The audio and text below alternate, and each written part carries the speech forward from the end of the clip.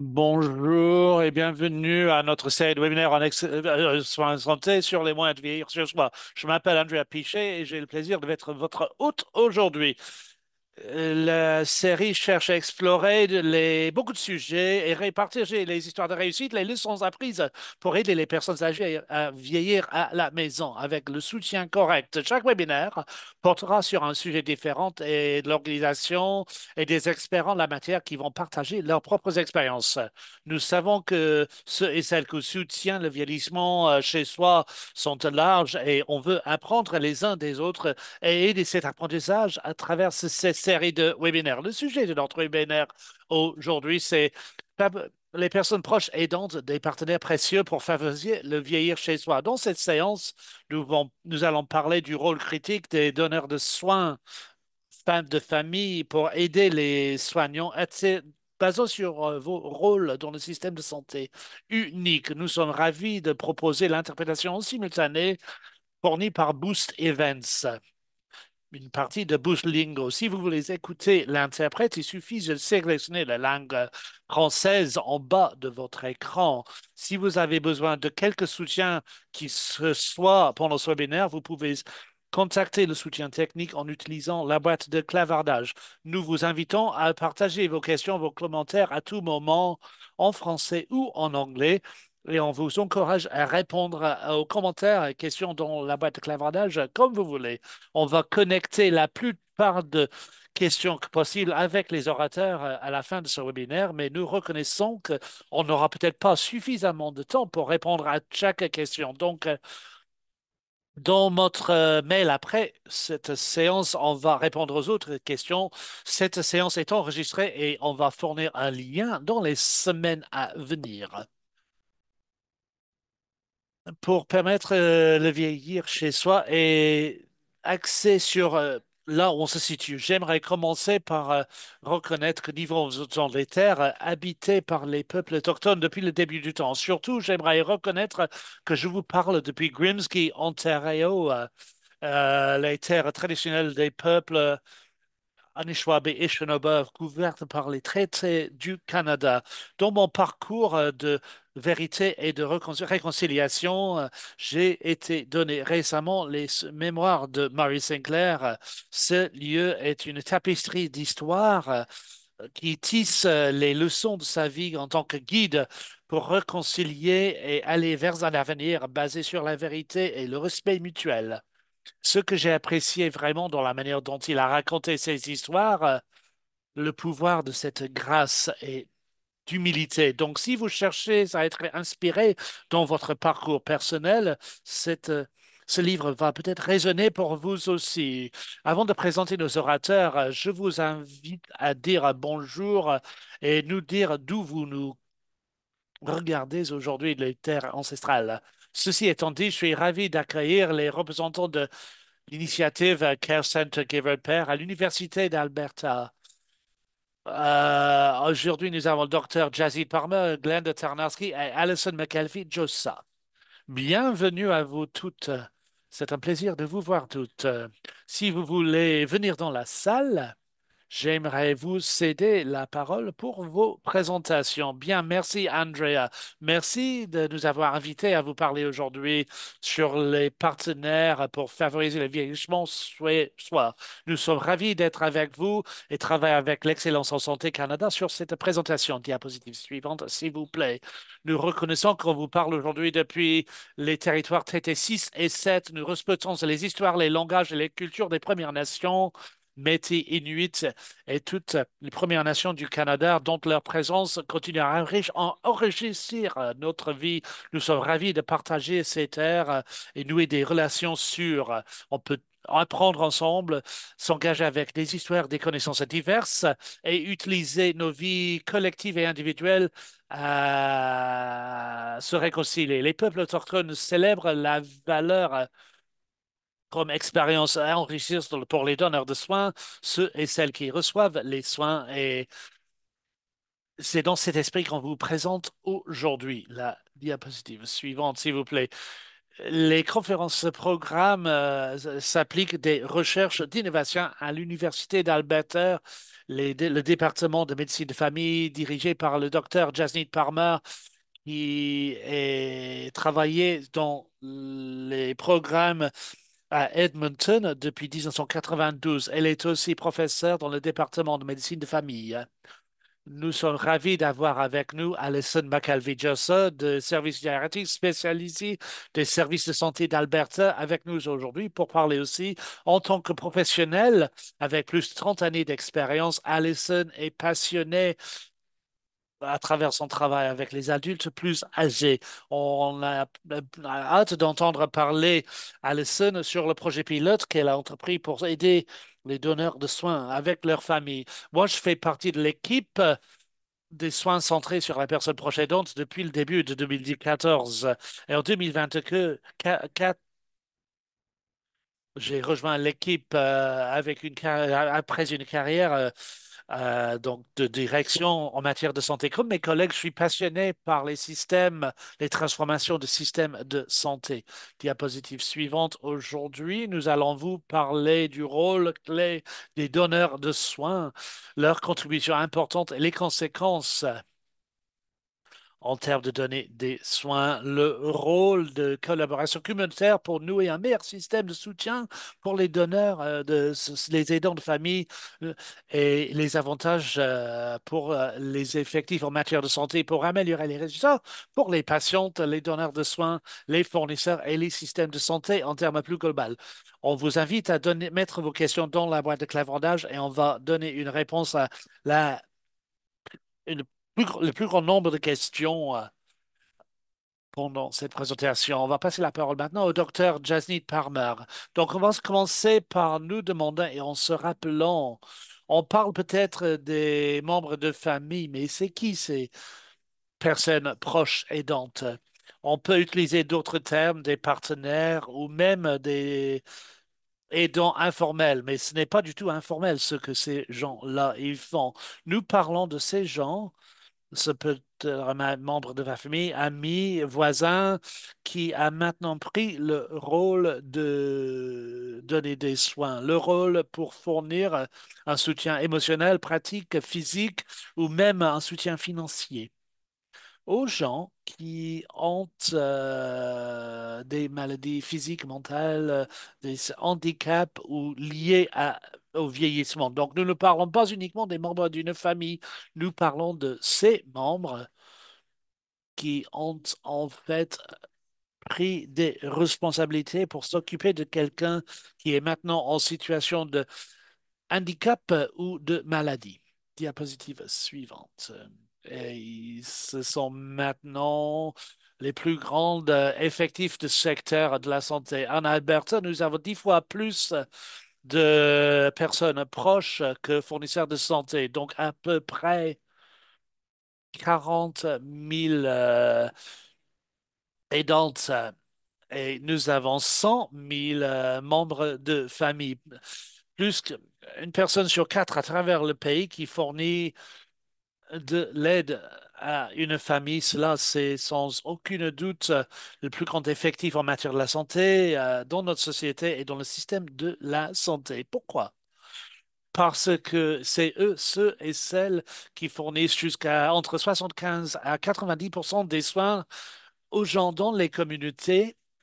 Et cela pourrait être chez eux, dans des foyers de logement, et entre 15 à 35% des soins dans des foyers financés de manière publique, c'est-à-dire les EHPAD et d'autres systèmes de santé.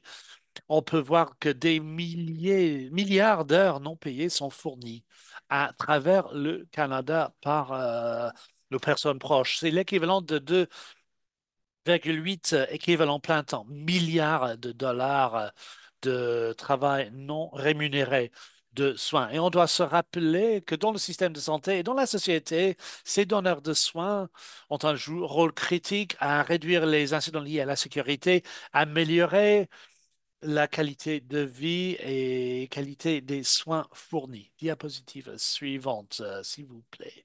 Donc, pourquoi est-ce que les personnes proches aidantes,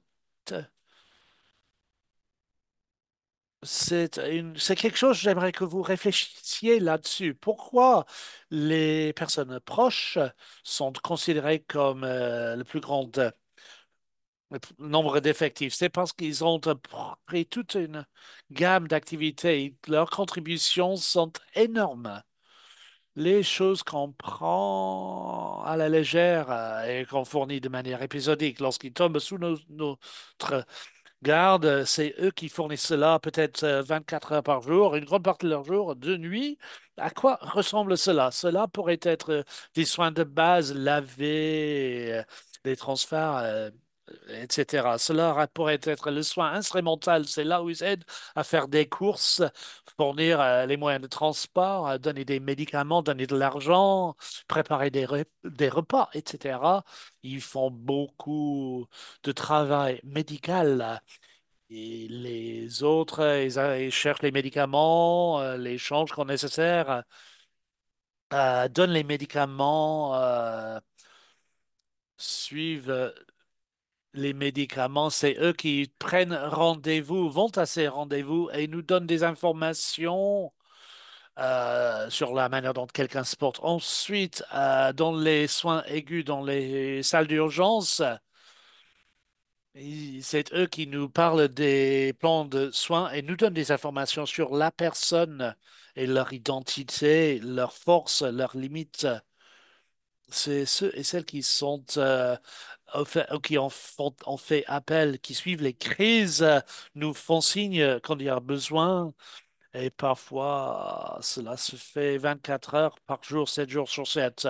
Ils ont un fardeau lourd Donc, c'est eux qui fournissent un soutien physique, portent ce pli de l'aide, au moins en termes des finances, beaucoup d'argent dépensé par les donneurs de soins pour aider les personnes qui reçoivent de l'aide et la structure. On se considère comme les pratitionnaires les plus responsables, comme responsables de cas, comme coordinateurs. C'est eux qui, en fait, dirigent les équipes et ne prennent pas en compte leurs propres besoins. Diapositive suivante, s'il vous plaît.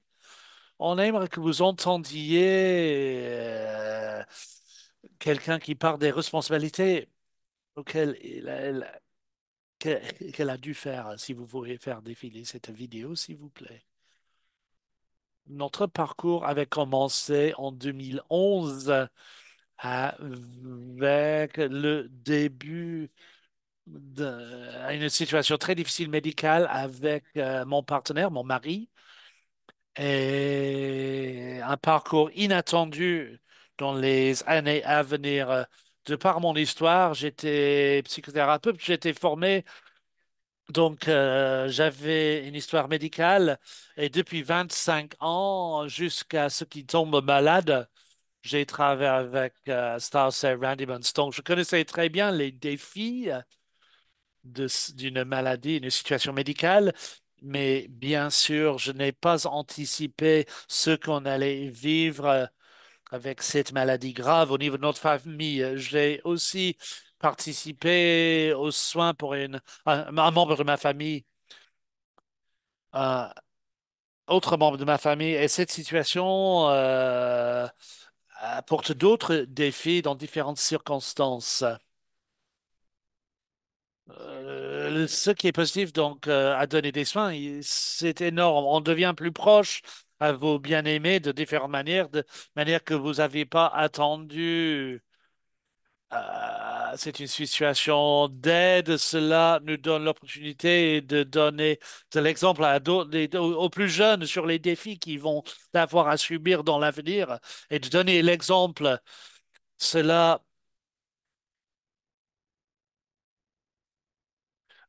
vous fait preuve d'être ingénieux. Cela nous a aidé à trouver des ressources et parfois on se trouve très seul. Donc, d'un point de vue positif, cela nous force toutes et tous à demander de l'aide, ce qui est très difficile à faire. Je pense que beaucoup d'entre nous voudraient faire face seuls, gérer cela. Et ce n'est pas toujours le cas. Elle doit apprendre à dire non les personnes aidantes. Je sais que j'ai dit que je peux gérer, mais cela est impossible à faire seul. Il s'agit de donner des soins, peut vous rendre seul, surtout lorsque cela se poursuit. On a vu une situation à un moment donné, je n'ai pas pu quitter la maison à moins d'être remplacé par quelqu'un. Et cela est très difficile. Les membres de une famille, une fois qu'ils n'ont plus de jours de congé, de vacances, on ne peut pas toujours utiliser des amis qui ont leur propre vie. Comment trouver des ressources? Donc cela limite votre cercle d'amis. On doit faire face à cette crainte de perte, ce qui était le cas pour nous. Essayer de tout faire pour faire en sorte que les meilleurs niveaux de soins, les meilleures solutions possibles soient disponibles. Et ça, c'est sous-jacent à tout ça, de faire en sorte que la survie était possible à la fin. L'autre chose qui est négative, c'est l'aspect finance. On s'est retrouvé rapidement dans une situation où il fallait prendre la retraite, ce qui était le plan en tout cas, mais bien sûr, cela avait été fait plus vite. Et cela change de la donne lorsque vous vivez vos 5 dernières années de vie et vous savez que cela ne sera pas là.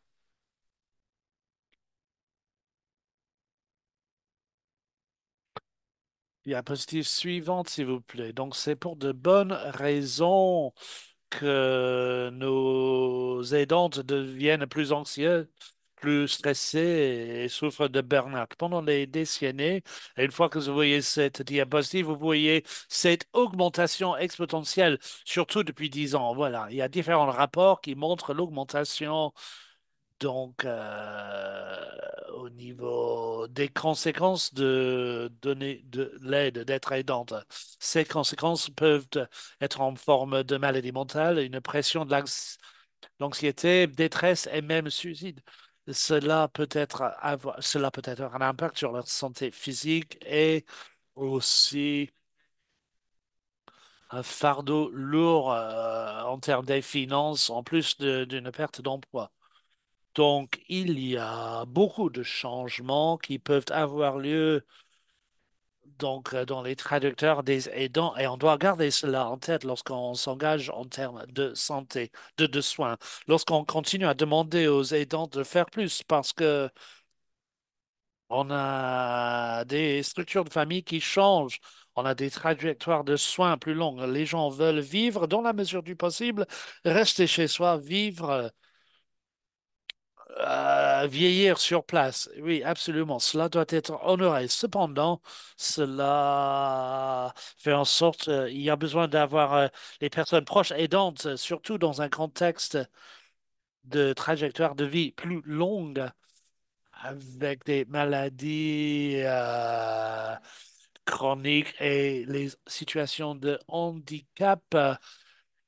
Et la raison pour laquelle je vous parle de cela, c'est parce que c'est la durée des soins qui enclenche le stress et fait en sorte que cela augmente de manière exponentielle. Et les portent quasiment là où ils ne peuvent plus s'en occuper. Donc, on doit garder cela en tête lorsqu'on pense aux aidants qui ne veulent pas, ils ne veulent plus aider, ne peuvent plus aider, qui ne sont plus en mesure d'aider parce que nous avons au fil du temps peut-être les surutilisés avec pas de soutien. Diapositive suivante. Cela est vrai pour les doubles et dents aussi. Ce sont des fournisseurs qui donnent et qui sont de l'aide et sont à proximité des statistiques. Ces statistiques montrent que presque 60% des gens qui travaillent donne aussi de l'aide. Cela est aussi vrai dans les systèmes de santé. Vous pouvez voir à partir de cette enquête les fournisseurs de santé qui sont des aidantes pour les personnes proches. 65% ont dit que les attentes étaient importantes, le soutien était faible, les barrières étaient floues et l'interface était énorme. Donc, gardez tout cela en tête, les contributions fournies par les membres de la famille, en plus des défis, et donner de l'aide. Donc, maintenant, je vais céder la parole à Alison qui va parler du travail pionnier qui a été fait dans son programme de santé.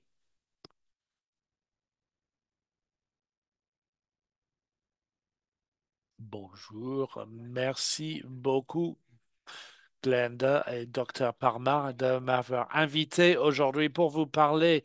C'est vraiment à cette audience prestigieuse. C'est un honneur et je suis honoré de partager le travail qu'on a fait avec les services de santé Albert pour. Je suis porte-parole pour notre équipe talentueuse. Je travaille dans ce secteur depuis plus de 30 ans et j'ai rejoint cette équipe il y a à peu près 7 ans. Je pense que je suis un peu plus nouveau, donc dans le trajectoire de ma carrière, je regarde cela autrement. Cela a été un avantage. Et les co-membres de mon équipe font cela depuis bien longtemps, qui nous parlent les personnes proches des personnes âgées. Je ne pense pas qu'il s'agit là de quelque chose de complémentaire. Aujourd'hui, on m'a demandé de parler de la manière dont on intègre le travail des aidants dans notre travail au quotidien. On continue à apprendre des aidantes et des patientes pour faire mieux dans la manière intentionnelle de pratiquer des soins axés sur les personnes proches et les membres de la famille. Suite à ces changements, on a vu des changements dans la manière dont on considère notre travail, non seulement avec nos équipes d'aidantes, mais nos équipes d'administration et tous les membres d'une équipe multidisciplinaire. La meilleure partie de cette pilote dont je vais vous parler aujourd'hui, c'est que nous savons vraiment qu'on fait mieux et cela nous fait sentir mieux aussi. Avant de rentrer dans les détails, cependant, j'aimerais parler avec vous d'une histoire personnelle sur la pratique, comme Dr. Parmar a dit. Un sur quatre d'entre nous est une personne qui donne de l'aide. Vous allez, si ce n'est pas vous, vous allez faire cela à un moment donné où on en aura besoin. Il s'agit de ma famille. Ma mère est devenue malade au mois d'octobre, donc j'ai vécu cela à première main. Et je peux vous dire qu'il est beaucoup plus facile à aider les aidantes que d'en être aidante. Cette histoire ne traite pas de moi-même ou de ma famille directement. Il s'agit du médecin de mon père. Il est devenu très évidente lorsque ma mère est tombée malade que mon père, en fait, avait fait beaucoup d'aide pendant une période longue de temps. Il a 91 ans, il était ingénieur et agriculteur.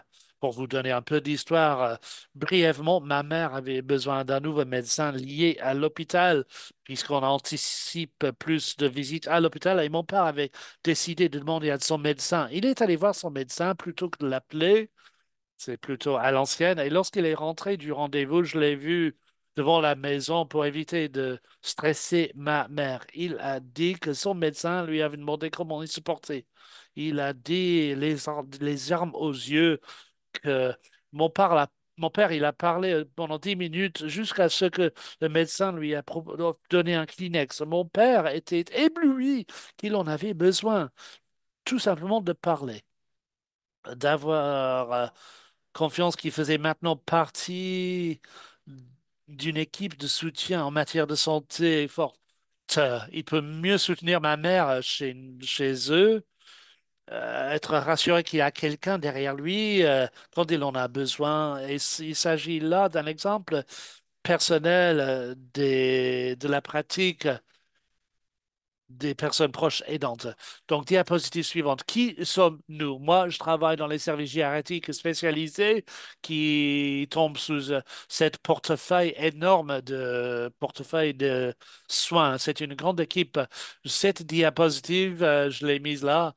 mes collègues disent que cela n'est peu clair, mais je voulais faire en sorte que vous puissiez comprendre la portée de notre pratique comme aidante qui aide la santé des personnes âgées. s- On propose une approche multidisciplinaire avec une équipe qui soutienne et évalue des besoins complexes des adultes plus anciennes. Mais malgré les questions qui sont traitées de manière euh, com- très compliquée, on traite des diagnostics de démence. On est aussi l'équipe Calgary Falls, en plus des autres santé des personnes proches aidantes. Je veux signaler que les équipes d'aide sociale qui se composent de quatre employés, dont la plupart ont commencé il y a 4 ans, donc ils sont très expérimentés. Mais lorsqu'on a commencé, on trouvait difficile de savoir comment continuer à aider ces aidantes pour les personnes âgées. Les équipes de Calgary Force, en plus de centres de personnes proches aidantes. On nous a demandé de gérer ce centre de personnes proches aidantes après le départ d'un aidant précédent. On a reçu plusieurs appels où on ne savait pas comment les soutenir. On savait qu'il y avait un bon nombre d'aidants dans la communauté, mais il y avait aussi des écarts. Mais on ne savait pas s'il y avait besoin de groupes d'éducation, de groupes de soutien, de conseils ou pour répondre aux besoins de base. Les ressources communautaires ne sont pas claires même pour nous, donc on ne peut qu'imaginer ce que sentaient les aidantes. On a eu l'autorisation de notre direction progressive de faire un examen des ressources disponibles et trouver les écarts et les similitudes. Cette idée fantastique de faire l'algorithme pour dire que si ce genre d'aidants faisait appel, il pouvait les diriger par-ci, par-là, et une fois cela développé, si on mettait cela sur notre mur, cela pouvait bien sûr porter à confusion que cela allait nous aider à les aider. Et avec les niveaux de soutien et services fournis, c'est là où on a défini l'outil. Et c'est comme ça qu'on a trouvé le docteur Parmar et son équipe. Et on en est très reconnaissante. Et on a demandé une formation et le directeur a dit une réunion d'1 heure avec le docteur Parmar et son équipe qui était fantastique. Ils nous ont donné une formation, nous ont mis en lien avec leur équipe de co-conception. On est tombé amoureux avec l'outil d'évaluation des besoins qui était parfait. Cela convenait parfaitement pour l'engagement et nous a permis rapidement d'évaluer les besoins pour les diriger là où il y avait besoin ou les soutenir nous-mêmes.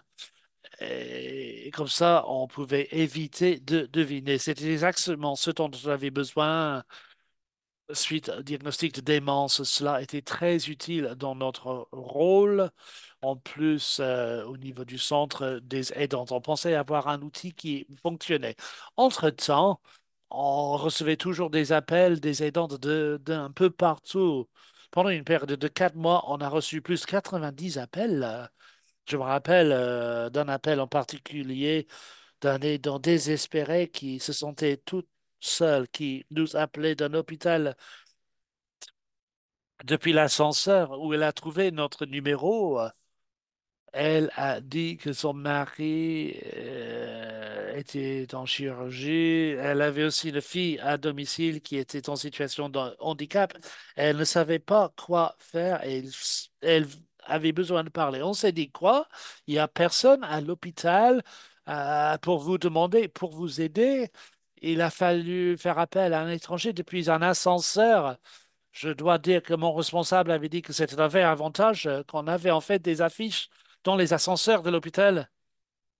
Et elle a raison, mais personne ne l'a vu, n'a proposé de l'aide. Je ne peux qu'imaginer que lorsque le moment venait pour que son mari rentre chez elle, les appels qu'on a reçus, on a reçu 90 appels, mais on savait qu'on avait besoin de faire plus. Je suivais les appels sur un fichier Excel parce que notre système ne suivait pas encore les appels. Et je me rappelle, mon responsable me demandait un jour, hey oh, Alison, pourquoi vos chiffres sont si peu? Et c'est quelqu'un avait dit parce qu'elle répond à tous les appels.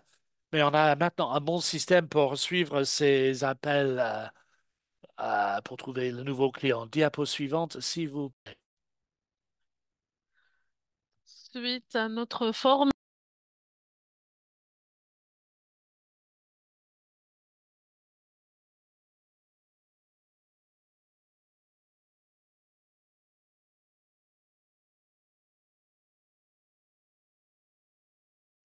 pour pouvoir prouver que tout le monde peut l'utiliser. Nous avons complété l'évaluation à travers cet outil.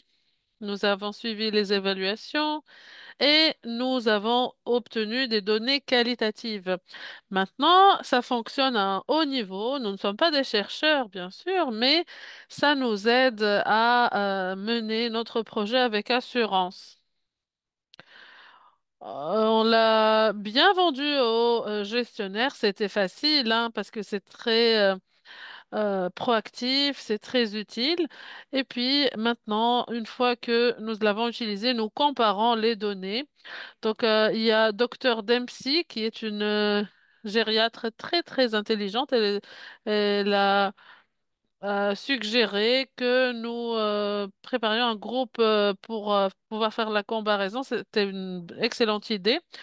Donc, nous avons fait cela. Nous avons obtenu une feuille Excel pleine d'informations, beaucoup d'astuces, de choses qui nous aideraient. Donc,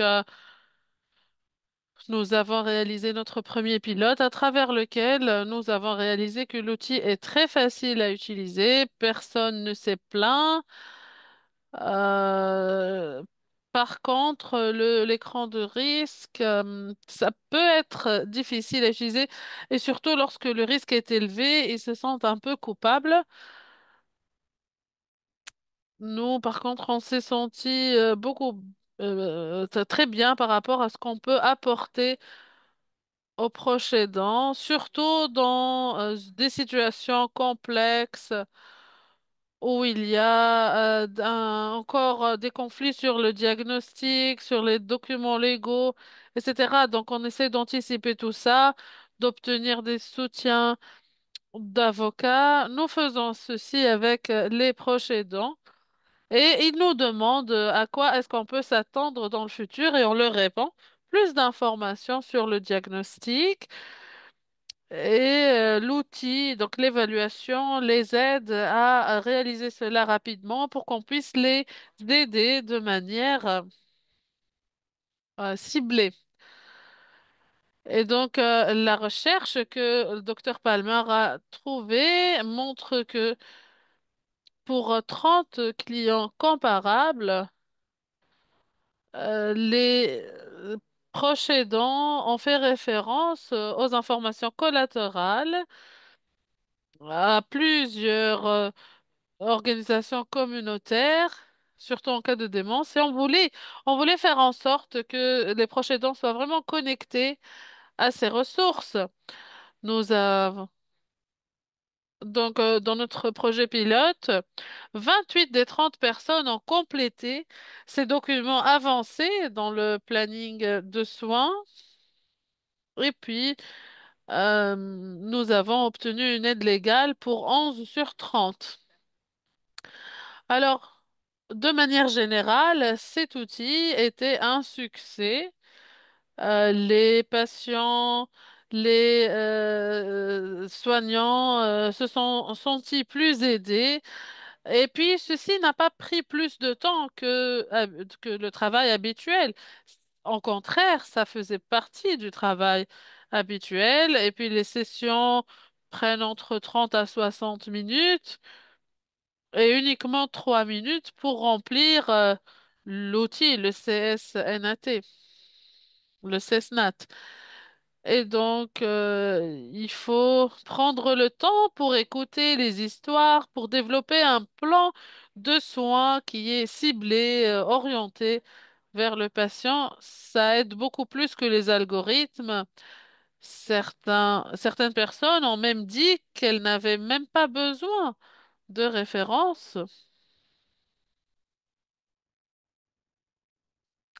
Et ceci aide à savoir à quoi on peut s'attendre dans le futur. Ceci inclut les patients et les soignants et leur permet de rester, d'avoir de l'espoir, de se sentir aidés euh, avec le terrible diagnostic qu'ils ont reçu. Donc la grande question ici qui se pose, c'est si 80% des personnes qu'on rencontre 30% veulent savoir à quoi s'attendre dans le futur, 60% veulent gérer leurs émotions, leurs inquiétudes. Est-ce qu'on les aide de manière régulière dans le cadre du diagnostic de la démence? Des fois, il y a trop de patients pour qu'on puisse gérer tout le monde. Des fois, des personnes qui ont reçu le diagnostic ont perdu leur permis de conduire et donc restent dans notre clinique perdus, désorientés. Et donc, ceci nous a poussé à créer notre projet pilote numéro 2 pour combler la lacune relevée dans le cadre du projet pilote 1. Nous avons commencé et en ce moment, nous sommes au milieu du processus. Nous sommes en train de collaborer avec les travailleurs sociaux. Une fois que les gériatres font leur diagnostic, donc on entre en jeu. Donc les patients et leurs aidants sont invités à assister à cette clinique de suivi où on offre un soutien individualisé et sur mesure en utilisant bien sûr l'outil d'évaluation des besoins des soignants, des aidants. Alors, il y a là, donc les patients auront déjà eu la possibilité de discuter leurs inquiétudes. Les aidants aussi, les amis peuvent poser leurs questions. Le soutien est donc fourni, il est sur mesure pour qu'on puisse les lier aux ressources communautaires qui sont là et qui sont spécifiques à eux. Bien sûr, on ne les renvoie pas à tout ce qui existe parce que ça peut être intimidant, ça peut être trop. Donc, lors de notre programme, on nous a demandé de partager les résultats durant une réunion d'équipe. Donc, nous avons demandé aux familles de mettre des notes, du feedback à travers des notes. Nous utilisons, comme vous voyez, des méthodes un peu traditionnelles, un peu rudimentaires. Et donc, ça a été fait et c'est un exemple parfait de soin qui est centré sur le patient, sur la famille. Un de nos gériatres nous a demandé de faire ceci dans les cliniques rurales et chaque jour on est plus créatif et il y a beaucoup d'évolution dans la manière à laquelle on perçoit les aidants. Et nous mettons même des équipes de volontaires pour apporter un soutien aux aidants qui en ont besoin. Et nous sommes très heureux d'être engagés et d'avoir obtenu un financement qui va nous permettre d'apporter des formations continues à 2200 staff, employés en santé. Donc nous sommes très très heureux de voir ces projets pilotes porter leurs fruits. Notre rêve, c'est de ne plus recevoir des appels téléphoniques d'aidants désespérés dans des ascenseurs. Alors, comme vous le voyez, Aider les aidants n'est pas compliqué, bien au contraire, et ça crée vraiment une différence dans le soin de la santé pour les patients, pour les familles, pour les aidants eux-mêmes et pour les employés de première ligne. C'est quelque chose qui vaut la peine et qui vaut l'investissement. Merci Alison, nous voyons votre engagement, votre passion, votre travail dur. Vous êtes devenu un modèle pour le reste des provinces. Chaque histoire provient en fait d'une manière ou d'une autre de votre centre et est inspirée par votre centre. Donc merci beaucoup. Alors, diapo suivante. Nous sommes très heureux de vous présenter ce projet dans lequel il y a 13 organisations qui sont qu'on appelle personnes qui apportent désignées pour apporter le soutien. Et ce n'est que une image de ces sites qui sont là, des sites de soins continus. Nous avons beaucoup de preuves d'engagement des personnes aidantes partout, dans les salles d'urgence, dans les centres de réhabilitation, à la maison, etc. Donc n'hésitez pas à contacter parce qu'il y a beaucoup de preuves qui montrent que ce soin qui est orienté vers l'aidant, vers le patient, aide beaucoup ces personnes. On parle du vieillir chez soi. C'est une intervention de santé qui est de taille, qui est importante. Donc, c'est quelque chose qui est très important. Alors, présenter toutes sortes de problématiques émergentes dans notre société, réduire la solitude, l'isolation sociale pour pour les receveurs de soins, réduire les coûts de santé, prévention des hospitalisations évitables, de la surconsommation des médicaments.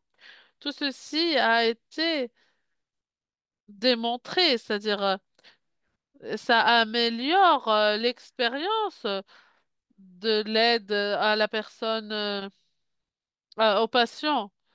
Et bien sûr, l'expérience du résident, on les appelle soit clients, soit patients résidents. Donc, leur expérience améliore beaucoup, ils ont plus de satisfaction et ceci améliore notre propre sens, notre propre bien-être, surtout lorsque nous sommes proactifs par rapport au soutien qu'on peut apporter aux familles aidantes. Le travail que nous faisons, ce qu'on vous encourage aussi à faire, si vous voulez construire un meilleur système pour soutenir les personnes proches aidantes, eh bien, et que vous construisiez un meilleur système de soutien pour les proches aidants, au lieu de vous concentrer uniquement sur comment construire un meilleur aidant. C'est-à-dire, nous devons croire en eux, ces proches aidants. Ces proches aidants font partie de notre équipe et c'est un changement transformatif. C'est un changement incroyable de culture. Lorsque nous voyons les proches aidants, nous devons reconnaître leurs valeurs, faire preuve du respect qu'ils méritent. Et c'est à ce moment-là que la relation commence à changer, que la dynamique même du pouvoir change dans le système de santé. Même la hiérarchie devient plus plate. Et bien sûr, ces personnes doivent être considérées comme partenaires égaux. Donc nous sommes en train de passer vers ce modèle. Nous avons donc ces personnes aidantes qui sont représentées dans la loi pour le soin continu, etc. Donc ça commence vraiment à être intégré. On parle aussi de l'approche de l'impact collectif et à mesure que vous réfléchissez sur cette présentation, réfléchissez au système qui a besoin de se faire pour réaliser cela, il faut l'innovation, le soutien intégré. Et donc, lorsqu'on fait ce travail pour réaliser ce changement transformatif, il faut faire face à ce défi d'aide aux proches aidants. Il y a beaucoup de recherches qui ont commencé depuis des décennies, mais on commence à peine à prêter attention à ceci. Les clients, lorsqu'ils se dirigent vers les services, ils s'attendent à avoir les bonnes informations. De même pour les proches aidants. Et nous, on doit aller vers eux. On doit créer des initiatives qui sont adaptées à l'âge des clients. Il faut les rappeler, etc. Donc, on va vers eux et on leur dit, ces organisations, dans votre planification stratégique, où est-ce que vous mettez les proches aidants? Comment est-ce que vous créez des communautés qui, enfin, selon l'âge, sans reconnaître le rôle important des personnes aidantes, des proches aidants? Et donc, on leur demande s'ils ont des politiques ou des choses, des règles dans leurs organisations qui prennent en charge cette catégorie, les proches aidants. Donc, le but, c'est de rassembler tout le monde, de créer une carte stratégique pour l'Alberta, donc pour chaque région de l'Alberta. Nous organisons des tables rondes, nous créons des stratégies de soutien pour un meilleur engagement, pour une meilleure mise en œuvre de ceci. Et bien sûr, le voyage a été lent, hein. Donc, on va partager avec vous les choses à retenir et à utiliser éventuellement. Donc, ça nous a pris beaucoup de temps pour en devenir conscients, pour commencer à nous poser les bonnes questions sur les proches aidants, etc., pour devenir leur partenaire. Et puis, on s'est dit, donc, si on va avoir les fournisseurs de services de santé avec nous, donc on va avoir besoin de connaissances, capacités, compétences, d'approche par rapport aux besoins. Et ça nous a permis donc de construire ce système qui a été conçu de manière mutuelle. Ça a été validé. Donc, toutes ces informations sont disponibles, hein, et gratuites. Vous pouvez y accéder. C'est ça dont Alison a parlé. Donc, les informations ou l'éducation qui est disponible pour les centres de soins. Donc, on peut les utiliser, les hôpitaux, les centres de soins peuvent les utiliser pour leurs employés, pour centrer le soin autour du patient. Ensuite, comment on fait donc par rapport à la formation pour combler le fossé en matière de soutien aux personnes proches aidantes? Quelle intervention, quelle action doivent être entreprises? Le personnel de soins fait partie de la communauté, pas uniquement du système de la santé. Et donc, il peut y avoir du réseautage, des employés qui sont aussi partie d'organisations, etc. Donc, combler donc le fossé entre le besoin de la famille et entre ce qu'on peut faire, peut être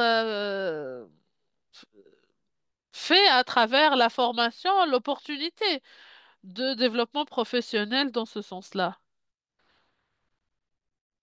Pour réaliser cela, nous avons validé le cadre de compétences pour des soins centrés sur la personne proche aidante. Les soins centrés sur la personne proche aidante sont des soins centrés sur la personne. Pour les personnes proches aidantes, une telle approche respecte et implique de manière significative ces personnes dans la planification et la prestation de services de soutien.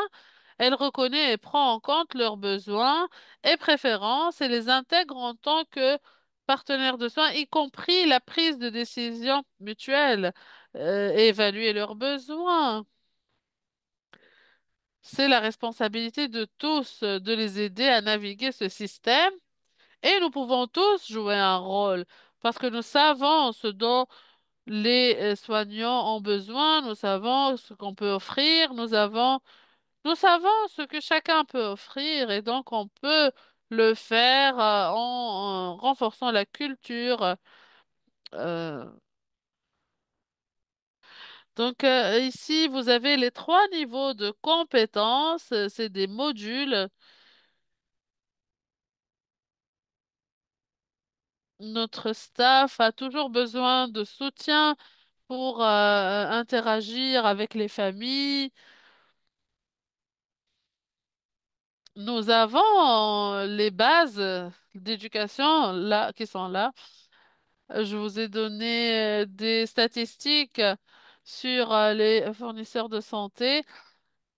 En Alberta, nous avons 140 000 fournisseurs de services de santé et plus d'1 million de personnes proches aidantes. Donc, on offre donc ces formations et il y a même des niveaux avancés pour ceux qui en ont besoin. Il y a tellement de disciplines que les travailleurs sociaux deviennent spécialisés. Des thérapeutes thérapeutes de profession, des thérapeutes récréationnels, récréatifs, etc. Donc, il y a différentes disciplines, différents titres, différentes positions à travers lesquelles peut interagir avec les personnes aidantes, et on le fait déjà. Et ces personnes-là sont vraiment nos champions, sont ceux qui poussent nos concepts vers l'avant, qui nous aident à mettre en place les services. Et il faut leur montrer donc comment est-ce que ça peut être fait. Sur ce site web, je vous prie de noter ce site web, hein. C'est un site web qui permet donc de faire avancer la formation sur le sens centré de la personne proche aidante et c'est accessible gratuitement. Donc, on travaille avec 13 organisations sur un projet de 2 ans à travers lequel on évalue aussi les formations, les pratiques et cette éducation, cette formation a vraiment créé une différence, que ce soit pour les personnes fournisseurs de soins de santé ou pour les familles. Merci beaucoup, Docteur Palmar, et merci à Alison d'avoir partagé tout ceci aujourd'hui. Maintenant, on voudrait donner l'opportunité aux participants de participer avec nous, donc à travers des réflexions. Kayla a mis sur l'écran le code pour accéder le Mentimeter pour pouvoir répondre à ces questions. Donc, je vais vous donner maintenant la possibilité de scanner le QR code et Kayla, s'il y a des informations supplémentaires dont les participants ont besoin, je vous prie de prendre la parole pour les dire et puis après on va commencer directement par les questions. Est-ce qu'il y a des questions d'ordre technique? Bon, donc s'il n'y a rien, je propose à tout le monde de commencer. Je suppose que tout le monde est en train de se connecter. Alors, où vous situez-vous dans le système de changement? C'est-à-dire à partir de tout ce que vous avez entendu ce matin, en réfléchissant sur votre vie professionnelle et personnelle, comment est-ce que vous pourriez coopérer avec c'est-à-dire vous engager à travers cette approche qui est centrée sur le proche aidant?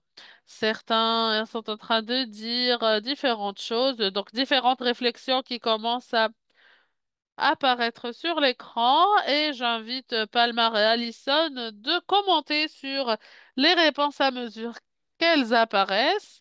On pourrait aussi euh, donc promouvoir l'idée. Toutes ces informations sont importantes à propager sur la qualité, etc. Ça commence avec nous. Faites quelque chose aujourd'hui pour réaliser une différence pour la famille aidante. Peut-être aussi reconnaître que lorsque vous interagissez avec eux, que vous êtes clinicien ou infirmière, infirmier ou fournisseur de soins multidisciplinaires, il faut écouter de manière active pour savoir où ils en sont, ce dont ils ont besoin.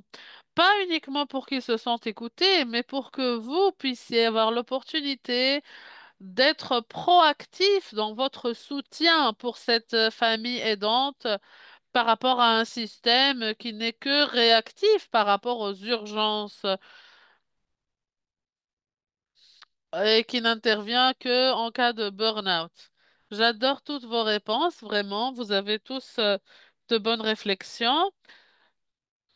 Donc, j'adore vos réponses. Donc, nous avons beaucoup de bonnes réponses ici. Donc, on va maintenant passer à la deuxième question.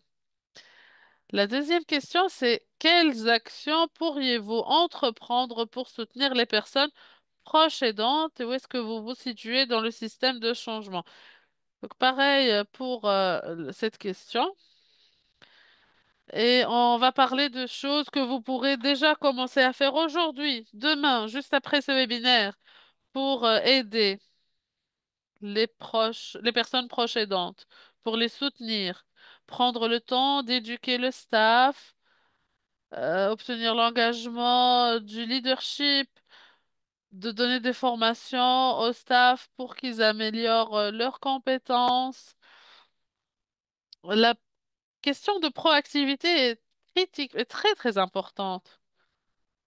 Et insister sur l'importance de la famille aidante. J'adore vraiment cette réponse. C'est vraiment la raison qui nous unit aujourd'hui. C'est pour reconnaître la contribution que la famille aidante apporte déjà au système de santé. Nous avons vu les chiffres, hein, nous avons vu les statistiques. Si les familles aidantes décidaient demain d'entrer en grève, prenez un moment pour réfléchir sur l'impact sur le système, un système qui est déjà vraiment qui fonctionne au-delà de ses limites. Donc le travail qu'ils fournissent aujourd'hui, demain, s'ils faisaient ça, vraiment le système s'effondrerait sans le moindre doute. Je voudrais juste ajouter quelque chose. On demande toujours aux familles aidantes de faire de plus en plus de choses, de jouer le rôle d'infirmière, de transporter les bagages, d'acheter les équipements respiratoires, de gérer l'oxygène, etc.